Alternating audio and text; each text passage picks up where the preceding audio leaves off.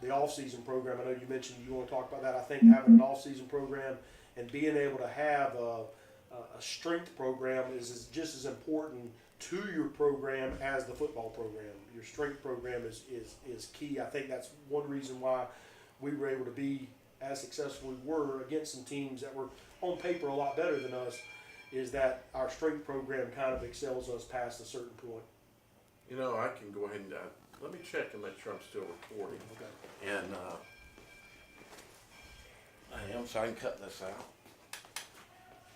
So if you want, I'll have to cut that out so it looks semi-professional. So if you would, then just go ahead and roll into the what your thoughts are on the importance of the weight program. We know what we think about it, but what do you think its importance and its impact, I guess? I think your strength program is the number one part of your program that you got to emphasize. I think it's got to be something that is worked extremely hard at. I think you got to put a priority on it. You got to make it a priority. You got to make it a priority to your kids, because we only play football 3 months, 4 months out of the year. The rest of the time we're in the weight room lifting weights, and you got to make it a priority. We were able to do that at Butler, and here, one of the reasons why I chose to come here was because of our strength program that was here and in place with our strength coach, Todd Hagler, and the job that he does in our weight room.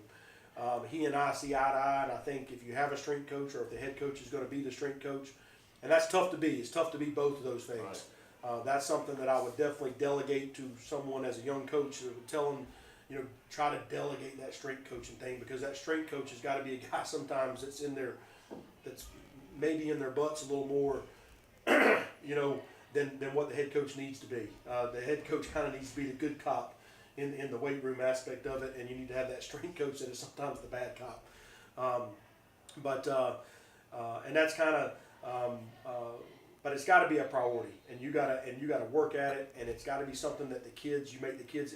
If you buy them T-shirts, if you put pictures up, whatever it is that you do to try to get them involved and get them excited about getting bigger, faster, stronger, that's what you got to do. Because if you don't continually do that, then you're just defeating yourself. What type of lifting do you do here? We are as close to a college strength lifting program as you can get. We are total full body workouts, and not everyday full body workouts, but we are a explosive lifting component. We are an explosive speed component. We go through different phases of our workouts, where in the off season that we are working our kids to get stronger, to when we get to the summertime, we're working to get our kids more conditioned. We go through a phase where we're working to get our kids bigger, so we're not as heavily on the on the cardiovascular side of it. We want the kids to eat right and gain some weight and get bigger. So we have different phases of it.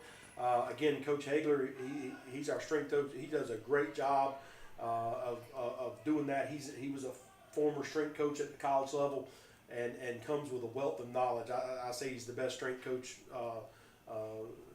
in the state of North Carolina. He may be the best high school strength coach in the country. I mean, he is really, really top notch, and he runs a top notch program. And our kids continue to excel in the weight room.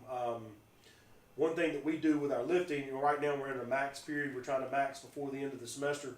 And one thing that we did, and I did the same thing at Butler, is that we don't just measure, how much they lift. We also measure their speed and agility, kind of like an overall body. I think that sometimes smaller kids get discouraged when they go in the weight room and they see the offensive lineman bench pressing 300 pounds, or they see the big guys cleaning 300 pounds, or whatever the case may be, and they kind of get discouraged because they think, I'm never going to get that strong. I'm just a little guy. I'm not going to get that strong. So we incorporate speed and agility into all of our stuff.